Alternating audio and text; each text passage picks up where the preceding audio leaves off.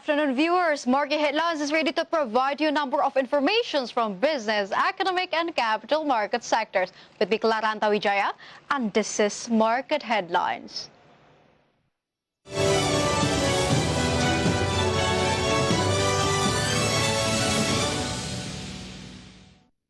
President Joko Widodo is optimistic that national economic growth in 2021 can reach 5%. The president emphasizes that the main key to Indonesia's economic growth is investment. President Joko Widodo is optimistic that national economic growth in 2021 can reach 5%.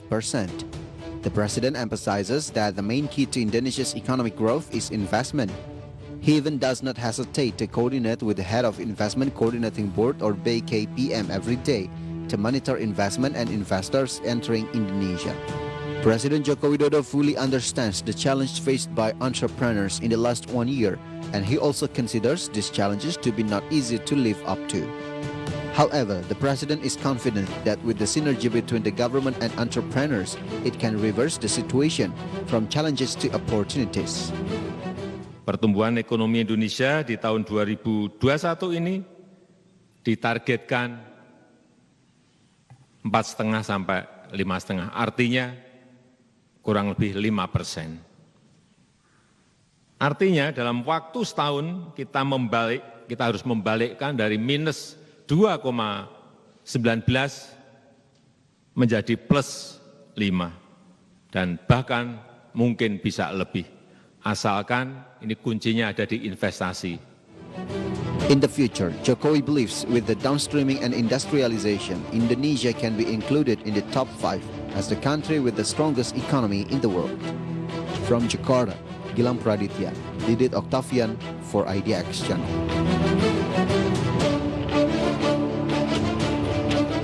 The Indonesian Young Entrepreneurs Associations, or HIPMI, asked the government to be given space in implementing the vaccinations program independently. The desire of the associations is to be able to help the government to accelerate the recovery of the national economy. The Indonesian Young Entrepreneurs Association, or HIPMI, appreciates the COVID-19 vaccination program that is currently being run by the government. In addition, COVID-19 vaccination must also be accompanied by economic vaccination, namely providing incentives and stimulus to business actors. Thus, the existence of this economic vaccine is considered to be able to increase competitiveness and transform the national economy. The General Chairman of HIPMI, Mardani Mami, asked the government to provide space for HIPMI to carry out the COVID-19 vaccination independently. This is done as a concrete step by entrepreneurs in helping the government accelerate the recovery of the national economy. Kami juga berharap agar HIPMI dapat diberikan ruang untuk melaksanakan vaksin mandiri agar dapat membantu pemerintah untuk mempercepat program vaksinasi yang sedang berjalan. Vaksin COVID-19 penting, tapi vaksin ekonomi juga sangat penting, sehingga harus dijalankan secara bersamaan. Mardani added, in the future, HIPMI is ready to contribute to the development of technological innovation to make Indonesia a developed country. From Jakarta, Gilang Praditya, Didit Octavian for IDX Channel.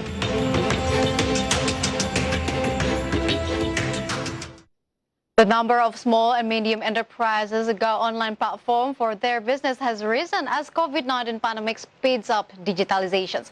And so far, government has recorded that as many as 12 million SMEs that has gone digital. The pandemic has been massively impactful across the business community, and there are quite a few ways in which all we have grown for the better. It sped up digital transformations for more companies, including small businesses. Minister of Cooperatives and SMEs, Teten Mas Duki, said that currently 12 million small businesses have entered digital ecosystem. This figure is claimed to be above President's target of 10 million from 8 million in the previous years. Ada pembatasan kegiatan usaha ya secara offline, maka para pelaku usaha terutama di sektor makanan minuman ya retail kemudian mereka beradaptasi bisnisnya ke platform digital. Dan memang kita juga melakukan pendampingan ya dengan teman-teman di daerah, termasuk juga kerjasama dengan ekosistem digital itu sendiri. Nah, ini kita akan terus push ya, karena apa? Karena memang tren ke depan ini belanja di market online ini akan jadi lifestyle lah baru. Dan kita juga punya potensi digital ekonomi kita yang sangat terbesar di Asia Tenggara. Jadi jangan sampai nanti market digital ini dikuasai oleh produk dari luar.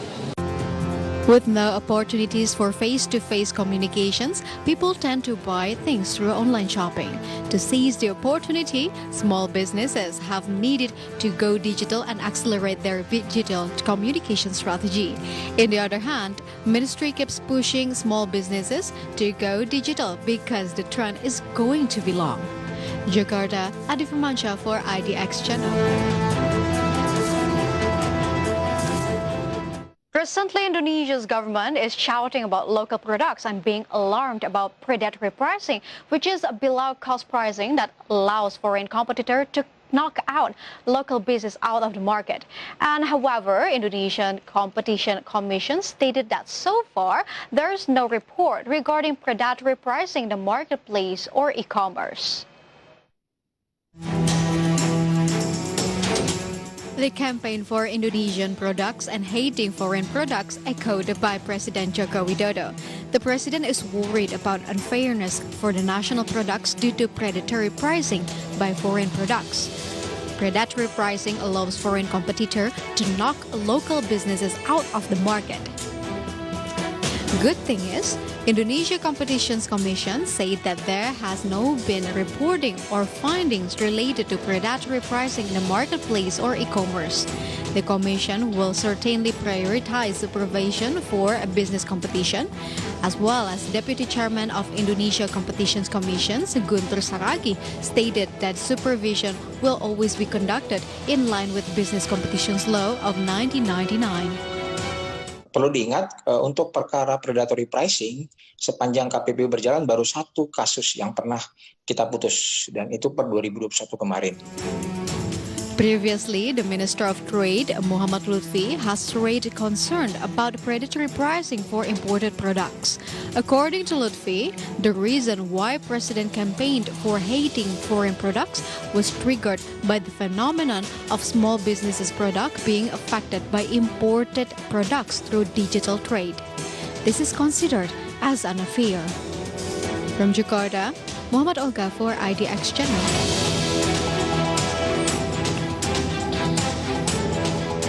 Market headlines will be right back after this quick break. Stay tuned.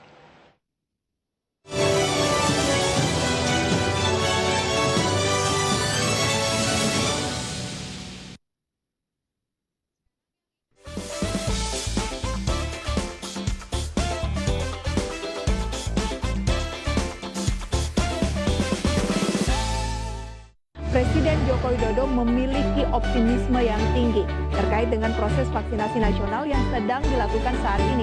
Bagaimana tanggapan dari pengusaha dengan angka ini? Tentu membuat kita harus lebih berhati-hati. Langkah apa yang tepat dilakukan untuk bisa meningkatkan pemahaman masyarakat? Komunikasi publik adalah kunci. Jadi kita harus bisa menunjukkan kepada masyarakat bahwa vaksinasi itu penting.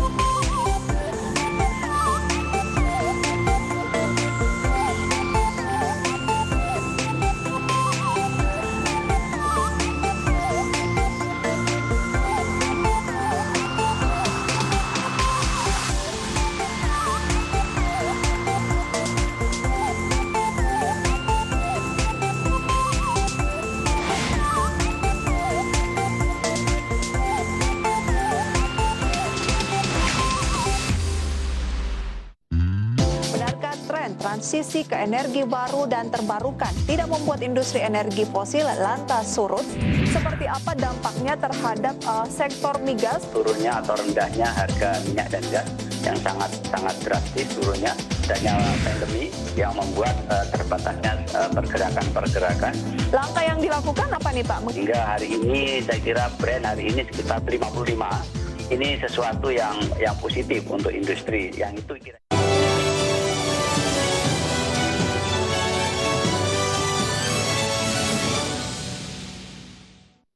Welcome back to Market Headlines. There's another new government plan, namely forming a bullion bank.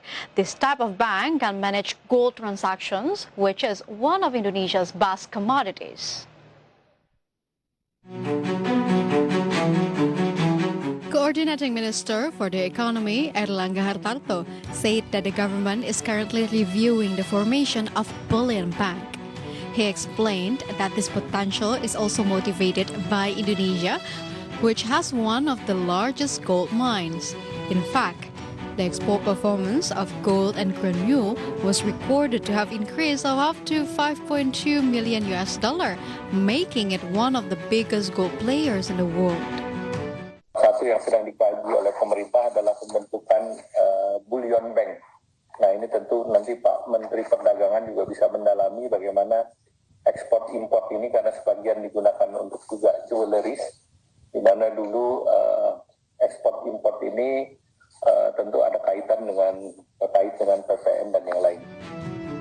The formations of a bullion bank will benefit the government and society. Among other things, saving foreign exchange industry can get a resource of a project financing, banks can diversify products, and people can get a return on saving. From Jakarta, Rahaja Patmo for IDX Channel.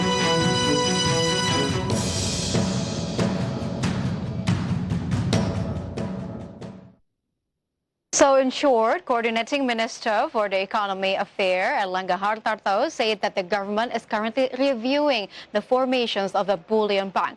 When discussing about bullion bank, it is important to understand what a bullion bank actually is and what activities bullion banks engage in. And therefore, we are going to analyze it further in the following infographic series, starting from what is the function of the bullion bank. Here we can see through your screen the function itself, which is to do banking with precious metal rather than fiat currency.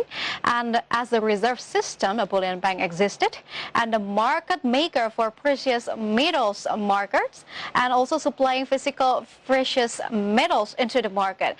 And we have another statement in here from the Trade Minister, which is Lutfi. He stated that the purpose of establishing this bullion bank is to ensure that Indonesia's activities and ability to control gold is run well. We can see another statement from Economic Observer at Center of Reform on Economics, or CORE Indonesia. The observer, Yusuf Randi, believes that the government's plan to form a bullion bank is a strategic step to maximize the management of domestic gold. Indonesia's gold market is one of the largest in the world, but then it has lacked organization, structure, and trust. But then it is beginning to change with the number of transformations and initiatives that are underway. A robust bullion banking industry could support to accelerate that shift, inspiring trust and bolstering innovations and driving growth.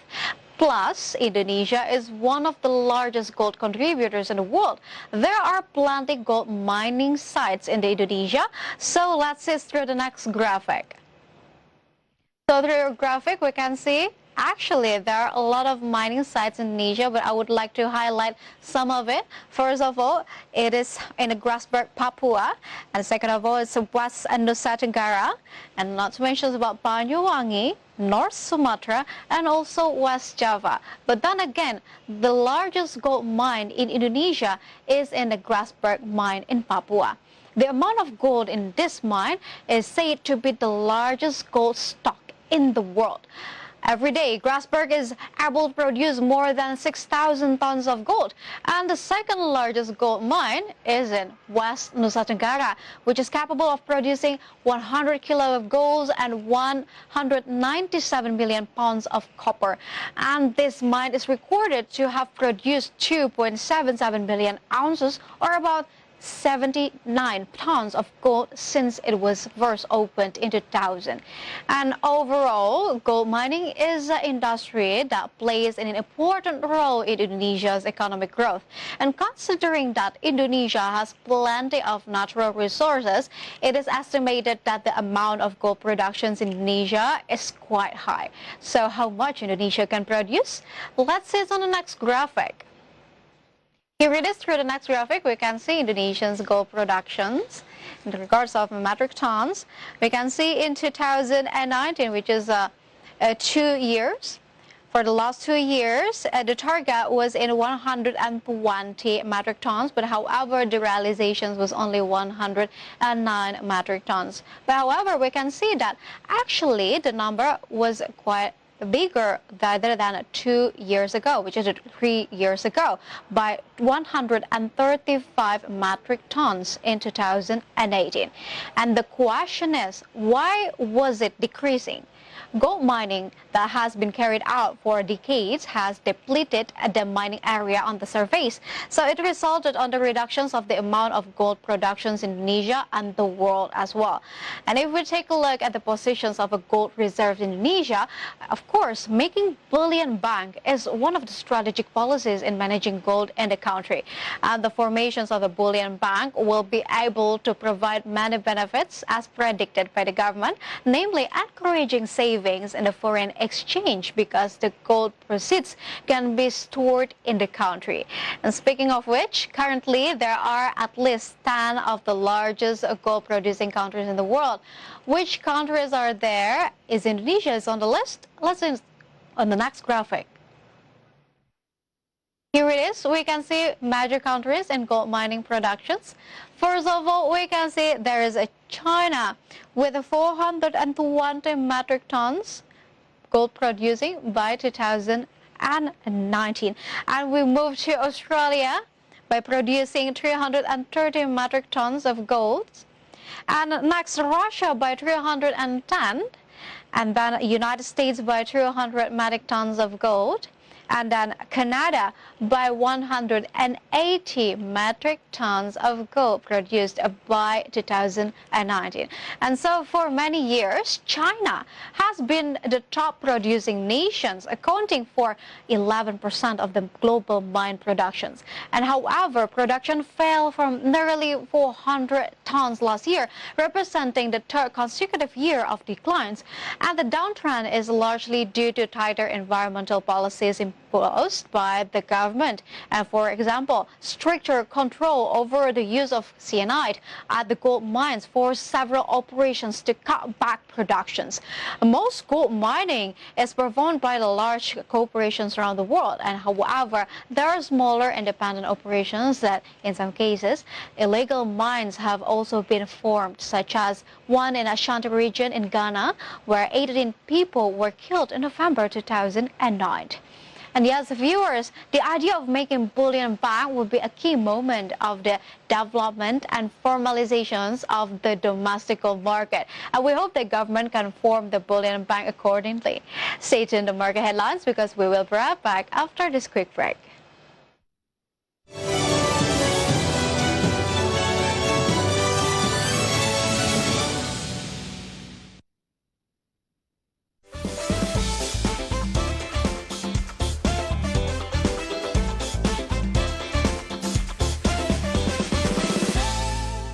Wall Street kompak menghijau pada akhir perdagangan Jumat lalu, di mana S&P 500 mencetak rekor penutupan tertinggi.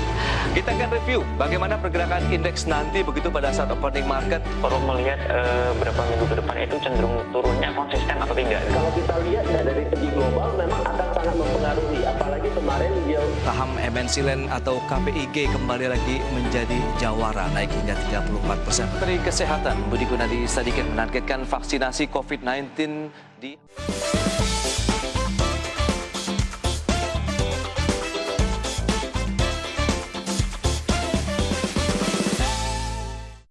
Ya halo pemirsa, nama saya Mangivera Tjong. Saat ini saya menjabat sebagai presenter dan juga associate producer.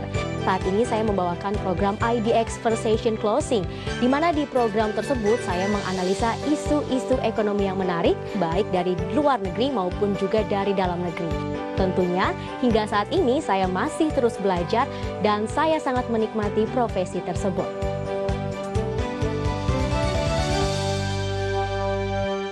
Kementerian Pariwisata dan Ekonomi Kreatif membuat 3 pilar program yang akan dilaksanakan pada tahun 2021. Kita lihat bahwa memang prioritasnya adalah wisatawan Nusantara, domestik. Jadi produk-produknya juga eventnya outdoor.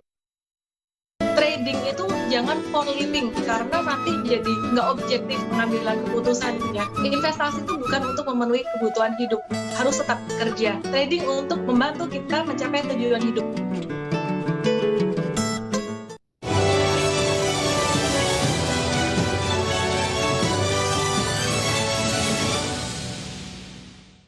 Welcome back to Market Headlines. Let's take a look at Jakarta Composite Index intraday movement.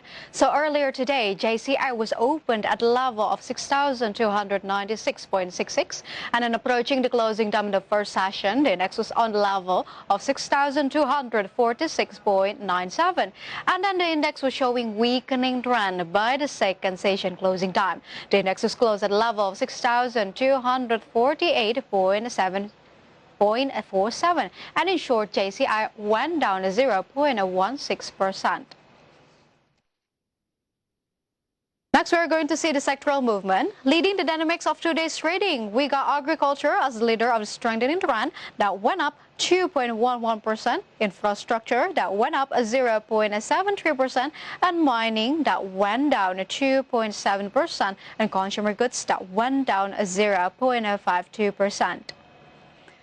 And moving on to the top gainers and the top losers, here are the key highlights from today's trading session. We got Astra International that went up 0.91%. We got United Tractor that went up 7%. And then we got Accra that went up 9.41%, and ASAA that went up 25%.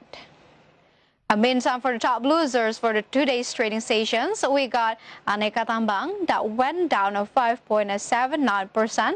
We got BBCA that went down 1.18%. We got Inco that went down 6.21%, and BBRI that went down 0.84%. And next, we are going to see the intraday movement of rupiah towards the US dollar. So rupiah opened at the level of 14,320. Rupiah was also showing strengthening trend towards the US dollar. I was closed at the level of 14,333.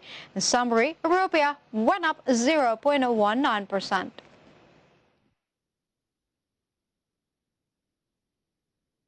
Ulima Nitra, a company engaged in mining services, has successfully held an initial public offering with offering price of 118 rupiah per share. The company is listed on the Indonesia Stock Exchange under the ticker code of UNIQ.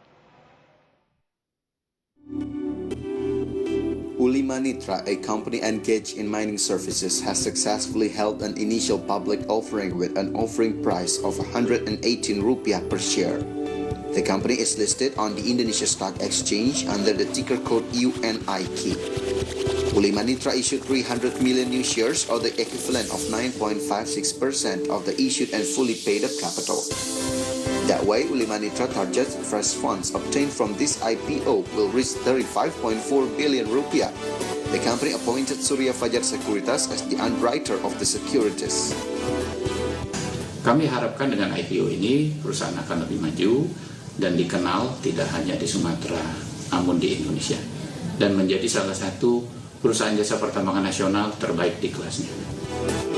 After deducting issuance costs, the proceeds from the IPO will be used entirely for the company's working capital, in accordance with the company's main business activities, namely the cost of fuel, maintenance costs, and spare parts. Jakarta, IDX Channel's coverage team reporting. Medica Loka Hermina has prepared a capital expenditure budget of up to 900 billion rupiah to add 4 new hospitals this year. Medikaloka Hermina has prepared a capital expenditure budget of up to 900 billion rupiah to add 4 new hospitals this year. The company also targets profit and revenue to grow double digits. Medikaloka Hermina Director Aristo Setiawijaya explained that the company will add 3 greenfield hospitals and 1 acquisition. The 4 hospitals are located in Ciledug, Cibitung, Cilegon, and Aceh. Furthermore, the capital expenditure will also be used by the company to finance operational support tools such as medical equipment and beds. The company targets that in 2021, the number of beds will be 5,300 from 40 existing hospitals. Previously, until the third quarter of 2020, the company achieved an increase in revenue of 7.46% to 2.88 trillion rupiah. In addition, net profit jumped 24.56% to 261.65 billion compared to the same period in 2019. IDX Channel's coverage team reported. Step aside from market conditions, as coronavirus pandemic takes a big role on current economic situations, here it is an update data about coronavirus globally.